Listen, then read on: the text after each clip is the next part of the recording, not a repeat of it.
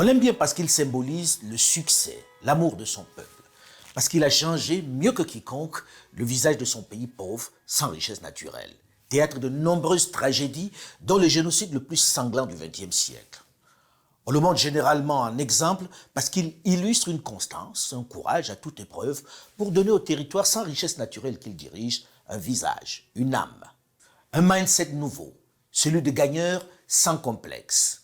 On l'aime aussi parce qu'il a su impulser du temps où il était président en exercice de l'Union africaine le projet déterminant de la ZLECAf, qui, malgré le fait qu'il piétine, est toujours en soi la clé pour que l'Afrique prenne son envol. Un vaste marché continental. Qui n'éprouve pas une certaine fierté en regardant sur les chaînes de télévision internationales ce slogan « Visite Rwanda », porté sur les maillots par les plus grands clubs de la planète et dans les prestigieux stades du monde. Mais ce succès apparent, qui devrait contaminer beaucoup de ses pairs africains, doit-il nous empêcher de dire certaines vérités, de montrer du doigt ses errements? Doit-il nous contraindre au silence face à l'inacceptable? Est-ce que cette farouche volonté de changer son pays doit nous contraindre à fermer les yeux sur la partie sombre de cet apparent success story? Doit-on pour cette raison dissimuler le drame de toutes ces personnes, de tous ces réfugiés qui souffrent le martyre depuis près de 25 ans? Notre silence face à leur drame ne fait-il pas de nous des complices? Ça s'apparente à de la complicité passive, non? C'est comme ça en tout cas que le ressentent de nombreux Africains que j'ai rencontrés également. Surtout en regardant ces images insoutenables des souffrances des populations de l'Est de la RDC. Soyons sérieux. Nous ne devons pas seulement nous limiter à dénoncer les exactions, les maltraitances, les injustices que nous infligent les grandes puissances. On doit également avoir l'honnêteté de dénoncer les souffrances, les violences que nous nous infligeons entre nous, Africains. Et de ce côté-là, le président Paul Kagame n'est pas vraiment en cohérence avec les idées panafricanistes qu'il dit incarner. Je sais que ces propos vont susciter l'ire de certains, mais l'émotion ne doit pas nous empêcher de dire la vérité, même si elle n'est pas agréable. Comment celui que l'on décrit comme un défenseur du continent noir peut-il accepter d'entretenir ceci? Ce n'est pas parce que vous avez un fils qui montre une farouche volonté de réussir et une impressionnante force de caractère, une détermination à toute épreuve, que l'on doit le laisser terroriser, écraser, spolier ses frères les moins doués, les moins décidés, les moins organisés, les plus fragiles. Non. On a même l'obligation, même si on l'aime bien, de défendre les plus faibles, de veiller sur l'équité, de les protéger de la violence du plus déterminé et du plus farouche. Nous devons aussi avoir le courage de regarder la vérité en reconnaissant que l'action du Rwanda en RDC n'est pas du tout amicale, loin s'en faut. Même si la communauté internationale éprouve encore du mal à clairement condamner l'agression, les langues de ces ardents défenseurs commencent à se délier. Comme un cadre supérieur de la MONUSCO sur le terrain qui me confiait, sous le sceau de la confidence, que le Rwanda exagère et qu'il est clairement identifié, cette fois encore, comme l'agresseur. Bien que les mots pour l'exprimer restent toujours très timides. Je suis très impatient de discuter de la manière dont nous pouvons soutenir la paix, la sécurité et la stabilité dans l'Est de la RDC qui est confronté à certains défis. Mais nous voulons soutenir les efforts africains importants qui sont en cours afin de faire face à ces défis. Et je dirais en particulier, nous applaudissons les efforts diplomatiques que nous voyons en cours pour l'initiative de Nairobi et la poursuite d'une paix durable dans la région.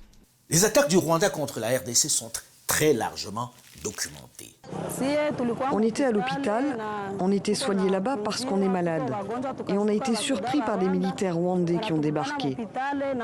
Ils ont fouillé partout. Ils ont tiré plusieurs balles. C'était le désordre. Alors j'ai fui et je suis rentrée chez moi, à la maison. Mais mes enfants avaient disparu. On est parti parce qu'ils tabassaient tout le monde à l'hôpital, sans distinction.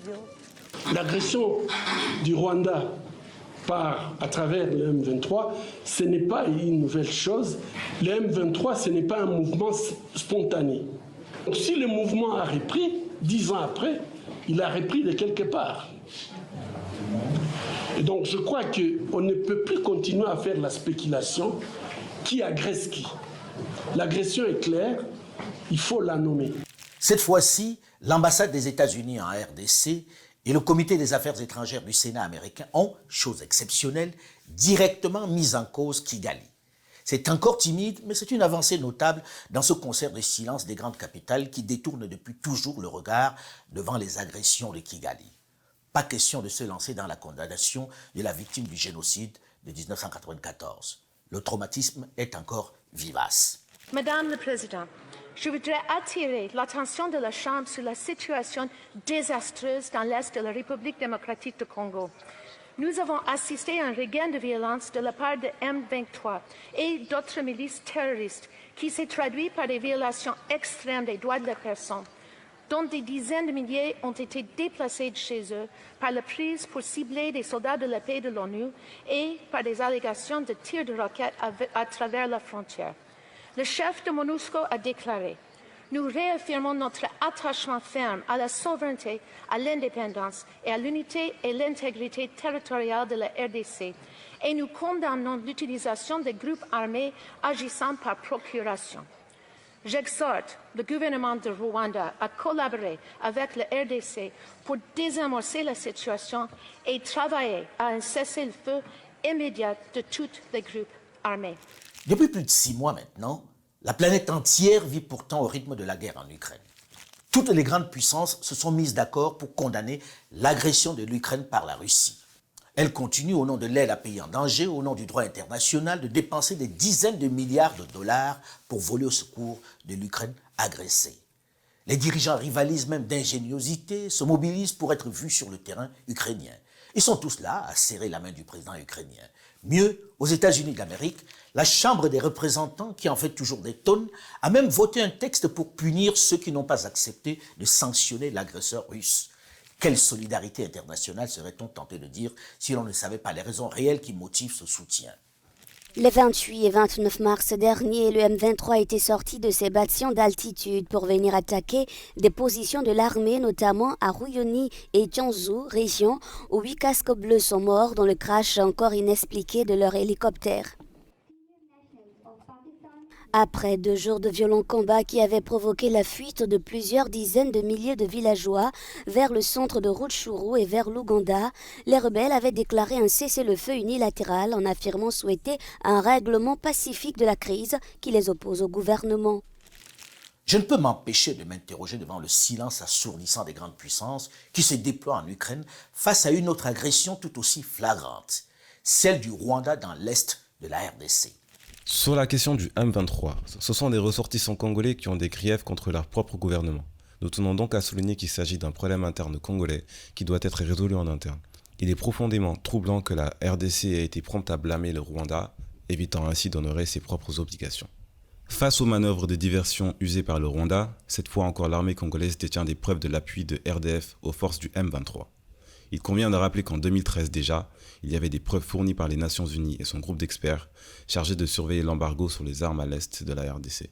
Mais cette fois, des preuves sont collectées directement par l'armée congolaise.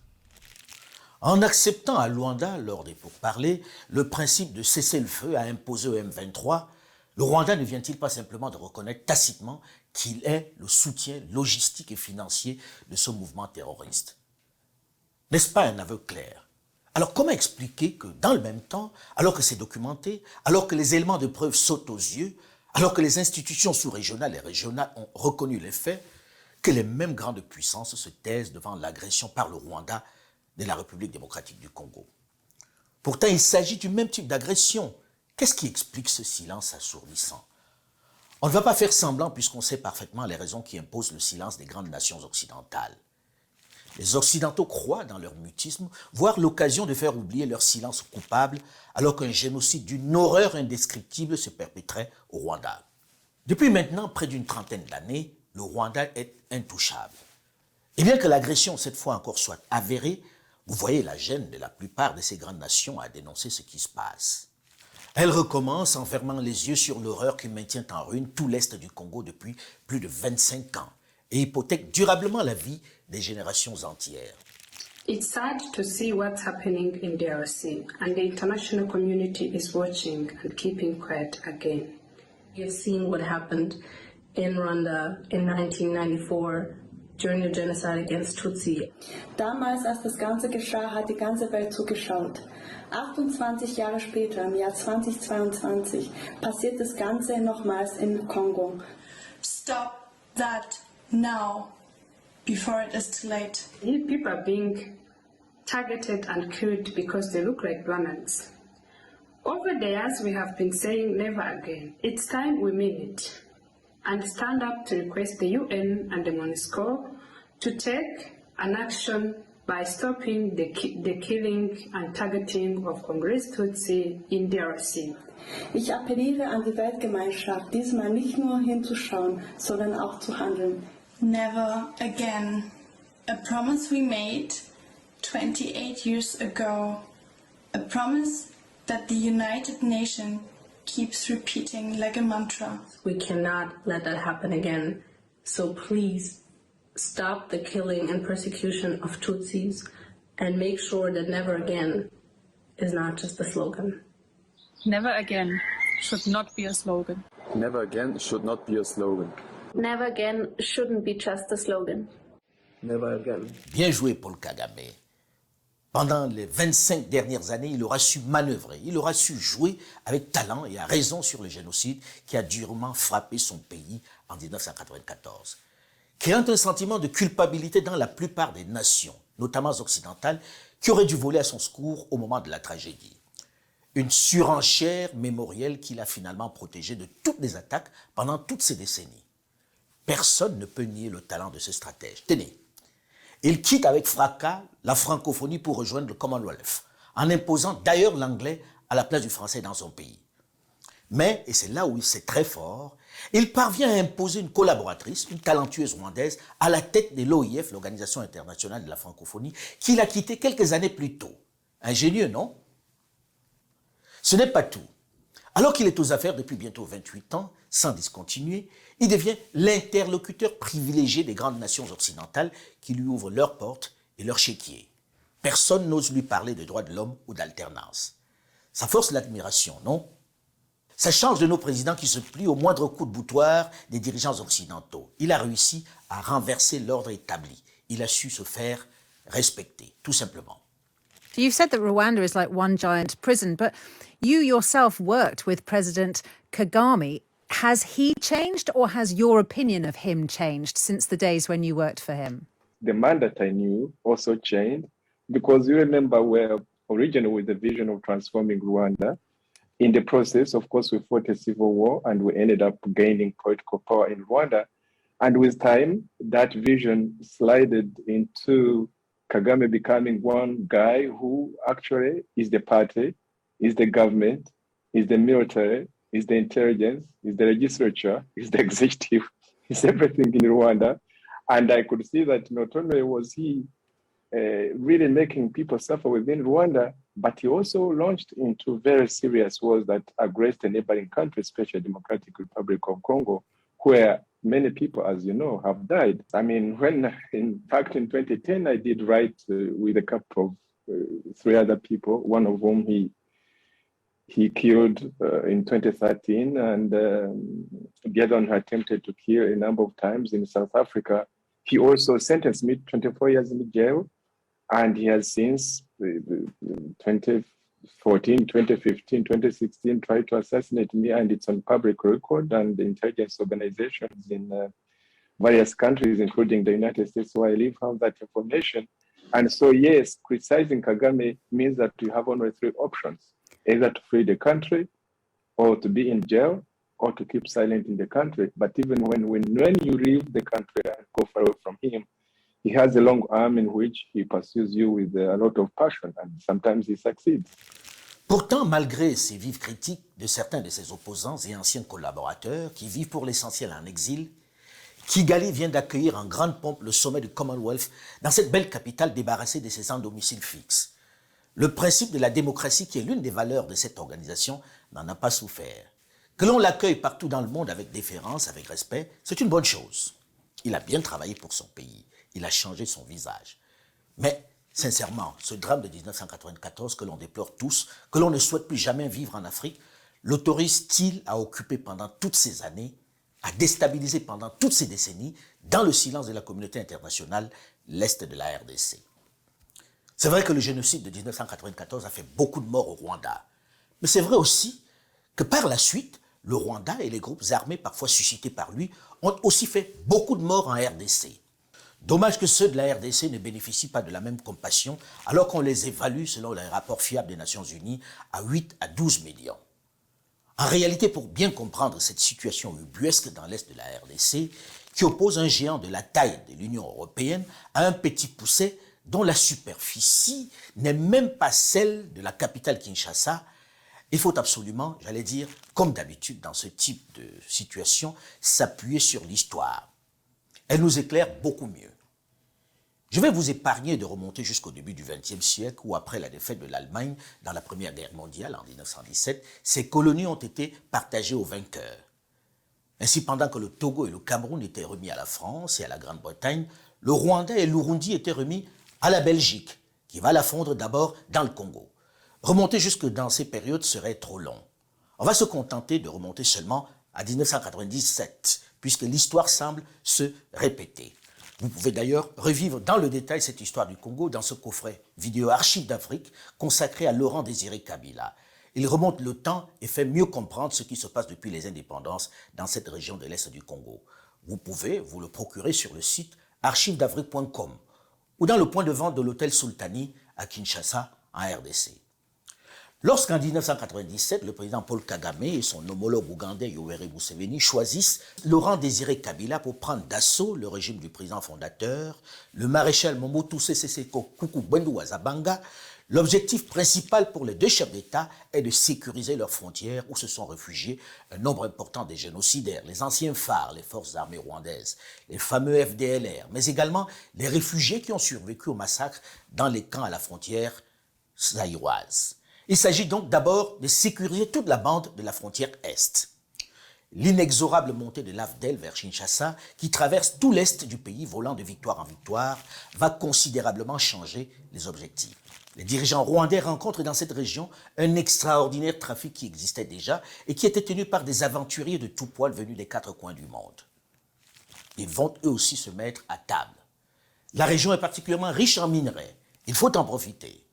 C'est d'ailleurs l'une des raisons qui, dès 1998, va diviser les alliés de la conquête du pouvoir de Kinshasa. Jusqu'à un moment donné, on nous a dit, voilà, vous rentrez, nous payons ce que nous devons payer. En fait, quand Mzee a demandé, d'abord c'était aux Angolais, sans qu'ils commettent une seule gaffe, sans qu'ils réclament un seul centimètre de la portion congolaise, un seul centimètre des mines. Les Angolais sont partis. Et c'était des enfants congolais, des tigres nationalisés congolais. Ils sont partis. Il n'y a qu'une partie qui est restée. Mais les Rwandais continuent à tuer. Je me souviens, j'étais juste à proximité d'ici, un complot pour tuer Mzee. Bien avant, on les désarme. À 4 h du matin, on prend des bazookas, on prend tout cela. Alors Mzee dit, bah, vous rentrez, messieurs. Et c'est moi que Mzee a envoyé pour aller voir James, et plutôt Kagame, au Rwanda. Je suis allé voir le président Kagame. Je me rappelle, j'étais avec Azadi Niembwe. Je lui ai dit, Mzee voudrait que votre armée rentre. Il m'a dit, mais j'ai toujours dit ça à Mzee. Mais c'est lui qui avait insisté qu'il puisse arriver jusqu'à Kinshasa. Entre Kigali et Kinshasa, en cette année 1998, rien ne va plus. Et le président Laurent Désiré Kabila, qui en a assez du comportement violent, arrogant et prédateur de ses protecteurs d'hier, ne va plus prendre les gants pour dénoncer le pillage dont fait l'objet son pays. Il va d'ailleurs se rendre directement à Kigali pour exprimer son mécontentement. Le Congo actuellement est en train d'être saigné à blanc. Les fraudeurs font traverser des centaines de kilos d'or par semaine, en passant par le Rwanda vers l'extérieur. Nous avons tissé des liens d'amitié et de fraternité, mais l'amitié, il faut toujours l'entretenir. L'idée de la rupture, le président Paul Kagame ne peut l'accepter ainsi. Pas envisageable. Désormais, les alliés d'hier vont s'affronter. Le Rwanda et l'Ouganda vont susciter des rébellions pour s'attaquer au régime de Laurent Désiré Kabila. C'est dans ce climat que va naître le fameux M23, succédant au CNDP de Laurent Nkunda. Les autorités ougandaises et rwandaises expliquent leur action, leur agression, par le désir de sécurisation de leurs frontières.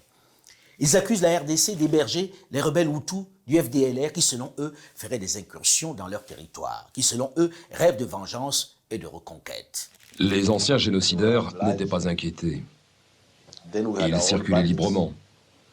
D'autres opposants à mon propre gouvernement venaient du Soudan se réfugier en toute impunité au Congo. Somebody made a very big mistake and ordered whoever did it without order and spent some hours sharing our territory in Cyangugu and killed people. I cannot be specific about or detailed in the kind of response that is going to be, but certainly logically that means if you slap me in the face, before I hit back, I've got to fight. I may not hit in the face, I may hit somewhere else, so I have to think and see where I'm going to hit. Il n'y a pas de rebelles. Je vous ai dit que ce sont les Rwandais. Vous voulez que j'exprime cela en quelle langue pour que vous compreniez que ce sont des Rwandais? Ces messieurs ont trouvé trop de miel ici, qu'ils veulent revenir. Ils ne veulent pas quitter ce pays. Si seulement ils voulaient rester dans ce pays en respectant les autochtones. Nous étions ceux qui avaient porté Kabila, et il n'était pas question que nous abandonnions le terrain. Je ne pense pas que réellement Kagame et Museveni voulaient faire tomber Mobutu. Ça, c'est Museveni lui-même qui m'a dit. Kagame et Godfrey Museveni voulaient un cordon sanitaire autour de leurs frontières les plus proches vers le Congo. Avec quel but? Ce n'est pas simplement un mur pour endiguer les raz-de-marée des Interamwe qui n'avaient pas le moyen pour entrer au Rwanda. C'était plutôt des richesses naturelles. Nous n'avions pas porté Kabila au pouvoir juste par altruisme, mais parce que nous avions des intérêts dans cette affaire. Ceci a le mérite d'être clair. Ils ne faisaient pas la guerre par altruisme. Ce n'était pas cadeau comme on dit à Abidjan. En gros, ils vont se payer sur la bête, en entretenant au passage des milices, des groupes militaires qui vont s'installer sur d'importants carrés miniers. Et cela, tout le monde le sait et laisse faire. La communauté internationale détourne le regard. Les États-Unis étaient trop pro-rwandais. Vous parlez contre les Rwandais, les Américains ne vous écouteraient pas. Que ce soit les ONG, que ce soit les politiques, personne ne pouvait vous écouter à l'époque. Quand vous dites un Rwandais a tué un enfant, ils allaient à l'époque, ils allaient dire non, ils ne l'ont pas fait. C'est vous qui avez tué les Rwandais. C'était très difficile avec l'administration Clinton. Il y a des éléments pour dire qu'il y a eu de très graves violations des droits de l'homme, du droit international humanitaire. Combien sont les disparus ou les morts? Ils sont d'environ 150, 180 000. Ce n'étaient pas des combattants. En réalité, les nations occidentales, dans cette fin de la décennie 90, éprouvent de la gêne à sanctionner le Rwanda. Le sentiment de culpabilité qu'elles éprouvent vis-à-vis de lui les contraint à garder le silence. L'ombre du génocide de 1994 plane sur le drame qui se joue dans ces années-là dans l'est du Zaïre qui est devenu la République démocratique du Congo. Personne à l'international ne se risque à attaquer Kigali ou Kampala pour cette incursion, cette agression de leurs grands voisins. L'argument de Paul Kagame qui a réussi à les culpabiliser est le même. Nous éloignons les FDLR, les génocidaires de nos frontières. On se bat pour qu'ils ne recommencent pas. La sécurisation de nos frontières est vitale. Nous nous protégeons d'un autre génocide. Un argument qui fait mouche puisque personne n'ose le contrarier. Même lorsque le président Laurent Désiré Kabila, qui jusque-là refusait de permettre des enquêtes sur les meurtres et les charniers qui ont accompagné son accession au pouvoir, se met à table et évoque les crimes commis par ses alliés rwandais. Maintenant que le divorce est consommé, les langues se délient. La communauté internationale et les organisations de défense des droits de l'homme accusent le mouvement de libération de centaines de milliers de crimes commis lors de la conquête pendant la marche sur Kinshasa. On commence même à parler de génocide. C'est vraiment une période France. On a perdu beaucoup de membres de la famille. Il y a un village appelé Musekera, dans lequel je suis né. Alors, on a exterminé tous ces villages. Tout le monde, on les a exterminés. Les membres de la famille, on les a exterminés. Et je ne reste que moi avec la maman qui est restée seulement. Je suis monté sur une colline qui surplombait Mugunga et je me suis assis. J'étais très fatigué. C'était le soir et nous étions battus toute la journée. C'est là que j'ai vu une foule immense se diriger vers la frontière du Rwanda. Le camp de Mugunga qu'ils investissent en novembre 1996 est rasé. Comme un ouragan, ils ont tout écrasé.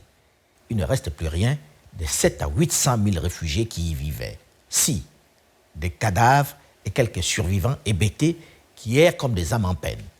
Le camp est vide et la question d'une intervention de l'ONU ne se justifie plus. Le désastre a commencé à partir du moment où il y a eu un retour des réfugiés qui sont retournés au Rwanda et qu'il y a eu un certain nombre dont le chiffre n'est pas connu. On parle de 150 000, on parle de 200 000, on parle de 250 000 et qui, eux, ne sont pas retournés et qui se sont perdus dans la forêt et qui ont été par la suite massacrés. Certains ont pu s'échapper, mais il y a eu un véritable massacre. Une vague qui bougeait. C'était fascinant. Et pour moi, c'était une véritable fierté, car nous avions réussi là où les Nations Unies avaient échoué. Les Rwandais, sans consulter Mzé, en étant ici, en poursuivant ce que vous appelez les interamoués, ils avaient massacré des villages, de communautés de réfugiés entières, et à l'Équateur, et à Kisangani, et à l'Est. C'était atroce. Mais personne ne voulait comprendre. Personne. C'est documenté. Nous sommes en 1998 et le sentiment est déjà celui-là. Celui de ne pas être compris de la communauté internationale lorsqu'il parle. Pourtant, le rapport des Nations Unies va bien documenter ces tueries, ces massacres commis par les forces rwandaises et ougandaises qui ont accompagné Laurent Désiré Kabila aux affaires. Près de 30 ans après, et des dizaines de rébellions suscitées après, nous sommes dans la même situation dans l'Est du Congo. Ce qui se passe aujourd'hui avec la nouvelle agression est toujours fait sous le même alibi. Le Rwanda, qui entre-temps s'était fâché avec son partenaire ougandais, s'est réconcilié avec lui. Et ils évoquent le même argument. Ils se protègent des FDLR actifs au Congo qui menacent leur sécurité. Un problème qui est très largement surestimé, puisque les FDLR ne représentent pas une menace très significative. Et l'autre raison, qui est sans doute plus importante, c'est en effet le contrôle de certaines zones et de certaines ressources naturelles via des groupes armés qui servent en fait de sorte de gardiens ou de milices pour contrôler des zones où il y a des échanges commerciaux importants. Vous parlez des zones où il y a des minerais. Où il y a des minerais, mais aussi où il y a du bois. Enfin bon, la fraude de minerais a été très documentée entre la RDC et le Rwanda a été très documentée depuis de nombreuses années, donc ça c'est bien connu. Mais il y a aussi des questions de bois, d'autres ressources naturelles qui se posent. Les liens sont historiques. On parlait du CNDP dans votre reportage et du M23 avant, en 2012.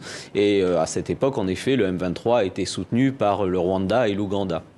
Et donc il y a ce premier lien historique. Le deuxième, il est géographique, c'est-à-dire que le bastion du M23, d'où ils ont lancé leur offensive, est à la frontière entre le Congo et l'Ouganda, est très proche du Rwanda. Et en fait, les services ougandais et rwandais ne peuvent pas ignorer ce que fait le M23, et notamment quelle est sa ligne d'approvisionnement logistique qui passe nécessairement par là. En réalité, chacun est conscient du fait que l'influence des FDLR, si vraiment elle existe, ne représente pas une menace réelle pour le Rwanda, non. Il a toujours mené une politique après son désengagement de l'armée rwandaise il y a maintenant plus de 20 ans, il a toujours mené une politique de zone d'influence par l'intermédiaire de groupes armés. Et donc ça a été le CNDP et puis après le M23 et d'autres d'ailleurs, le M23 n'est pas le seul. Ce qui se joue ici est très clairement lié aux richesses minières dont regorge le sous-sol de l'Est de la RDC. Cela ne trompe personne. Le Rwandais est clairement l'un des principaux bénéficiaires de cette importante manne et du chaos ambiant qui règne dans cette région, un peu abandonnée, il faut le reconnaître, par le pouvoir central de Kinshasa aux Chinois, aux Libanais, aux Indiens et aux autres aventuriers de tout poil. Soyons sérieux. Lorsqu'on sait que le Rwandais est classé parmi les producteurs mondiaux d'or, alors qu'on sait qu'il ne possède même pas une mine d'or, on se demande d'où il tire son or. Figurez-vous que l'or est le principal produit d'exportation du Rwanda. 637 millions de dollars par an. Cet or est pour l'essentiel vendu aux Émirats arabes unis. Or, il n'existe dans aucun document du ministère congolais des Mines une trace d'exportation d'or vers le Rwanda. Ce qui signifie très clairement que l'or arrive au Rwanda illégalement. On se demande où il tire également le coltan et le cobalt qu'il vend sur le marché mondial. Ce n'est un secret pour personne, il vient entièrement de la RDC. L'importance de cette manne pour le Rwanda qui sait mieux se projeter et mieux anticiper que son grand voisin congolais est telle qu'il a carrément construit des infrastructures lourdes pour transformer ces minerais. À la manière très méthodique et très pragmatique du président Paul Kagame, le Rwanda s'est doté d'une raffinerie d'or pour 5 millions de dollars, avec une capacité de 6 tonnes par mois. Elle est opérationnelle depuis mars 2019. Le Rwanda a une raffinerie aujourd'hui de coltan, mais le Rwanda n'a pas de coltan dans son sol. Le Rwanda est en train de construire une raffinerie moderne d'or pour toute l'Afrique australe. Écoutez, soyons quand même sérieux. Les minerais pèsent pour beaucoup dans l'économie rwandaise. La géographie du budget du Rwanda est simple. Mais c'est un pays d'une fragilité extrême. 50% du budget provient de l'aide internationale. L'aide internationale qui est essentiellement déversée parce que le régime a réussi à culpabiliser l'opinion mondiale à propos du génocide. Donc, si vous voulez, c'est une sorte, entre guillemets, ce que certains ont appelé, une sorte de rente génocidaire que reçoit le régime de Kigali. Et les 50 autres % proviennent du pillage des ressources du Congo, du Kivu et toute la région périphérique du Kivu.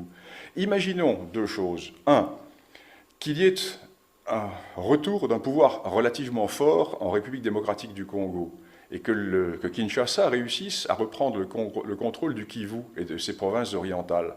Le Rwanda perdrait du jour au lendemain 50% de ses revenus.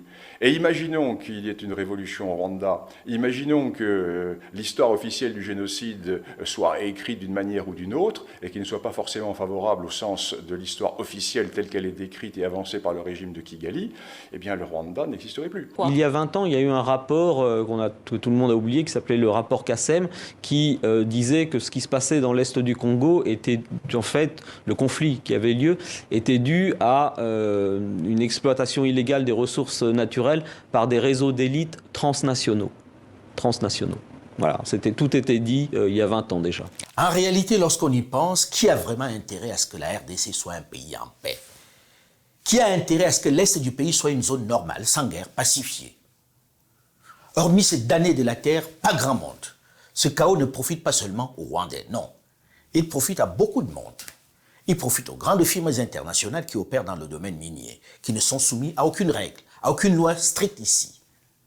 Qu'il s'agisse du secteur industriel ou du secteur artisanal. Il profite aux firmes comme AngloGold ou entre autres Glencore, qui vient d'ailleurs de reconnaître devant la justice américaine des actes de corruption de fonctionnaires au Cameroun et à qui il n'arrive rien de spécial, qui continuent d'opérer en toute quiétude au Congo. On imagine la pratique dans cet environnement brumeux. Il profite aux Chinois, aux Indiens, aux Libanais qui, dans le secteur artisanal, ont trusté le secteur. Les aventuriers qui, ici, ont installé leurs lois, ont réduit des communautés entières à l'esclavage. Des trafiquants qui, dans cette région, sont les rois qui déplacent des villages, empoisonnent des fleuves en toute impunité. Si le Rwanda a sa part de responsabilité, s'il entretient des groupes armés, il sert aussi, d'une certaine façon, les intérêts de ces aventuriers qui ont fait couler beaucoup de sang congolais. Mais si certains, comme on peut le voir, sont à incriminer, sont responsables, dans le chaos et la pauvreté qui règnent en RDC, il faut reconnaître que les Congolais eux-mêmes sont les principaux responsables de cette situation. À force de pointer du doigt l'autre, ils finissent un peu par oublier leur responsabilité qui est énorme. Comment expliquer qu'un pays de la taille de l'Union européenne soit ainsi mis à mal par un petit voisin qui n'a même pas la superficie et la population de la seule capitale Kinshasa? C'est qu'il y a bien un gros souci en interne. La division qui prévaut sur place est l'une des causes. Ce n'est pas un phénomène propre au seul Congo, malheureusement, mais les rivalités, les affrontements, les divisions ethniques sont particulièrement nombreuses et vivaces ici. Au Congo, on se définit trop souvent d'abord comme du Katanga, du Kasaï, de l'Ituri, du Maniema ou de l'Équateur, avant d'être simplement congolais. Des particularismes provinciaux qui ont embrasé le Zaïre moins de 5 jours seulement après son indépendance qui perdurent. On espère que la jeunesse congolaise, qui a une vraie conscience panafricaine, va savoir transcender ces divisions d'un autre temps qui fragilisent leur pays. Par ailleurs, si les autres, j'entends par là les grandes firmes internationales et les voisins, ont eu l'opportunité de déstabiliser le pays, c'est toujours avec la complicité des nationaux. La corruption en RDC est endémique. Derrière chaque Chinois, chaque Libanais, bref, chaque minier qui se cache dans l'artisanat, il y a un député, un ministre, un officier de l'armée ou un politique. Je pense que l'Est du pays, on n'a jamais eu la volonté d'en finir. Parce que j'avais parlé des armes. Écoute ce que les M23 et même me disaient, ou m'ont dit. Au sein de Tombaloaba, vous êtes toujours là à dire le Rwanda nous approvisionne en armes, l'Ouganda nous approvisionne en armes. Et si on vous disait qu'un des deux plus gros fournisseurs en armes, ce sont les FARDC. J'ai sursauté. Et ils m'ont dit oui, lorsque des cargaisons d'armes quittent Kinshasa, nous sommes au courant. L'itinéraire que ça va prendre. Et puis quelque part, on se met à tirer en l'air, on tire, ils laissent la cargaison et ils repartent et nous prenons. Donc on sait très bien. D'ailleurs, vous avez vu que même dernièrement à Ituri, il y a des officiers qui ont été jugés et condamnés.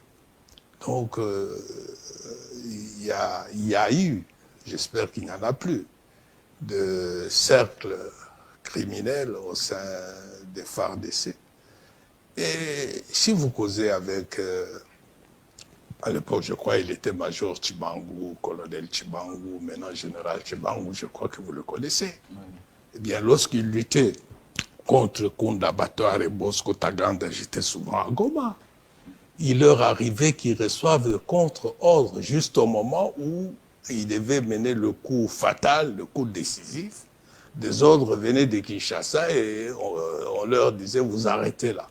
C'est vrai que lorsque nous avons été sur le terrain à l'Est pour le tournage du documentaire consacré aux mines au Congo, à chaque fois que nous rentrions dans une concession, dans une mine, le Chinois, le Libanais et tous les aventuriers qui se retrouvent en RDC, qui ont contourné toutes les règles pour s'approprier des mines, se dépêchaient d'appeler leurs pontes, leurs protecteurs à Kinshasa.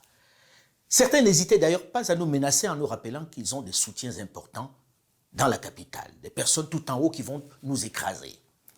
Pendant ce tournage, nous avons plus eu maille à partir avec les grands pontes du régime, les notables locaux, qu'avec les étrangers. Les plus gros risques encourus étaient avec les Congolais.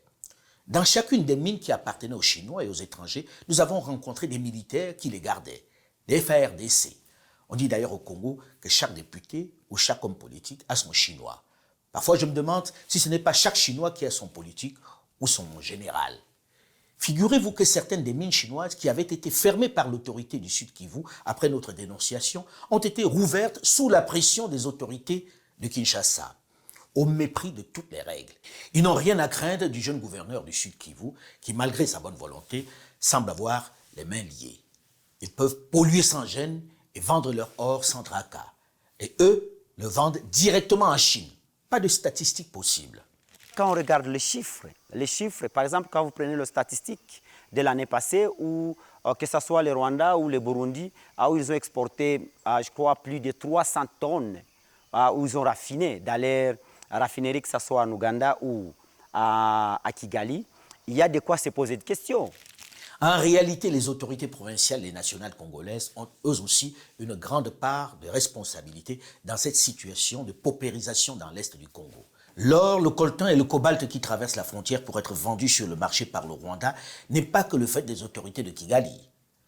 Au regard de la fiscalité minière complètement obsolète qui accourt dans cette région, la plupart des miniers congolais, dans le secteur artisanal, ont plus intérêt à aller vendre leur or ou leur coltan au Rwanda ou en Ouganda. La fiscalité y est attractive, mais difficile de le faire évoluer du côté du Congo. Si un comptoir devrait avoir 1 kilo d'or, et qu'on doit l'obliger, n'est-ce pas, à payer 5% de la valeur expertisée, et qu'en traversant dans les pays les plus offrants, où la taxe déjà est de 0,4, en d'autres termes, il a déjà 4,6 qu'il gagne. C'est-à-dire qu'il gagne 4 fois plus en vendant chez le voisin que sur place. Exact. Si l'influence des autres est aussi néfaste en RDC, c'est bien parce que ces pays étrangers, ces multinationales, ont trouvé un terreau fertile. C'est parce que la corruption est endémique au Congo. En réalité, le principal souci est celui de la corruption de l'élite nationale. C'est eux qui, pour la plupart, ont vendu leur pays. C'est eux qui ont permis de faire de leur population des esclaves. C'est le grand chantier auquel se trouve confronté le président Félix Tshisekedi Tshilombo. Le Congo, depuis des décennies, est entré dans une forme d'habitude du mal. Donc la corruption était devenue banale, on l'a banalisée. Endémique. Mais vous savez, endémique. Vous savez, il n'y a pas que la corruption comme telle, mais il y a aussi ce changement de mentalité. Si le Congo veut sortir de cette situation, sa principale tâche doit être à la fois de combattre cette corruption endémique, mais également d'unir tout le monde autour de ce qui est essentiel, la RDC. C'est seulement à ce prix-là qu'elle peut survivre. Comment vous pouvez, vous, élite congolaise, vous journalistes, penser qu'il est normal que le Rwanda influe sur la politique congolaise? L'Ouganda influe sur la politique congolaise en disant nous voulons tel plutôt que tel, ainsi de suite. Et que nous ne sommes pas en mesure de dire qui nous voulons comme président au Rwanda. C'est parce que nous sommes faibles. Le Congo, en cette période, gagne à être uni. Et la force de son leader doit venir surtout de sa capacité à faire l'union pour la patrie. Le moment n'est pas à la chasse aux sorcières ou aux sempiternelles joutes politiques. Si les politiques congolais veulent garder le respect de leur population, elles doivent maintenant taire leur division et donner à ce pays sa réelle place. Pendant qu'ils se battent pour savoir qui va occuper tel ou tel poste, pendant qu'ils jouent à se faire peur, d'autres se servent allègrement dans le pays. Il devient urgent dans un pays qui trop souvent se distingue par le nombre de véhicules 4x4 km² dans la ville, que l'on fasse enfin reculer la pauvreté, que l'on s'occupe enfin de développer, d'exploiter, de valoriser le cadeau dont la nature l'a doté pour diminuer les souffrances des populations et gagner son respect. Parce qu'en réalité, si la RDC est ainsi malmenée, c'est parce que ses dirigeants ont offert l'opportunité de le faire. Laissez-moi vous corriger. Ce ne sont pas seulement ceux qui combattent dans le CNDP ou dans la soi-disant rébellion appelée M23 qui ont été associés au Rwanda ou à l'armée rwandaise. Même ceux qui sont dans le gouvernement aujourd'hui ont fait partie de cela. Il n'y a personne dans le gouvernement congolais, en commençant exactement par sa tête, qui n'ait pas d'association avec nous. Oui, il faut que le Rwanda cesse son entreprise de déstabilisation. Oui, il faut qu'il soit dans une démarche plus respectueuse des Congolais. Mais dans le même temps, les Congolais doivent s'organiser. Il n'y a que dans la paix, il n'y a que dans le respect mutuel, il n'y a que dans la sécurisation des intérêts des communautés locales, congolaises, rwandaises et autres, que nous pouvons travailler ensemble et mettre à la disposition de l'Afrique, nous Congolais, tout ce que nous avons comme opportunité, mais aussi profiter des opportunités qu'il y a au Rwanda. Pourquoi pas? Alors, pour obtenir ça, il faut faire la guerre au Rwanda. Ce n'est pas en pleurnichant. Peut-être que cette guerre-là ne sera pas nécessaire si déjà nous montrons que nous sommes forts, nous Congolais, et que nous avons la cohésion entre nous. D'abord, nous sommes le centre de l'Afrique, le cœur de l'Afrique. Nous faisons le lien entre le sud, le nord, l'est et l'ouest. C'est une position on ne peut plus stratégique, une position capitale en Afrique. Car la libération du Zaïre représente la possibilité pour tous les autres pays d'Afrique de pouvoir enfin se développer. Vous savez, ce pays a depuis toujours été un frein au développement de la région, une sorte de base arrière à partir de laquelle il est possible de déstabiliser tous les pays voisins. On peut ne pas être d'accord avec ses idées, mais sur ce point, il a raison. Il faut que les jeunes Africains en général prennent conscience d'une chose importante. Que l'on soit de l'Ouest, de l'Est, du Nord ou du Sud, la République démocratique du Congo revêt une importance capitale dans le réveil de l'Afrique. Tant qu'elle est dans cette situation de chaos, de désordre, rien ne démarrera de façon efficiente. Pourquoi? Parce que, comme le disait Frantz Fanon, l'Afrique a la forme d'un revolver dont le Congo est la gâchette.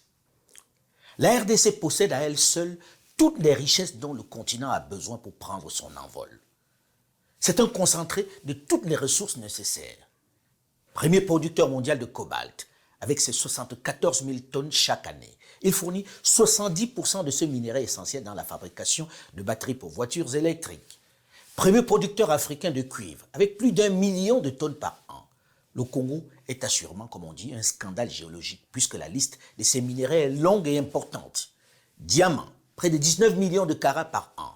Or, 23 000 kilos par an. Zinc, 7 800 tonnes. Je ne peux pas citer toutes ces richesses ici. Il est donc urgent qu'elle profite aux Congolais, mais également à l'Afrique entière. Mais pour qu'elle soit profitable à tous, il faut que les autorités congolaises, comme ses voisins, updatent leur logiciel et comprennent qu'il s'agit d'une manne utile à tous. Ils doivent en finir avec ces accords et des arrangements précaires, fragiles, boiteux, pour s'inscrire dans la durée.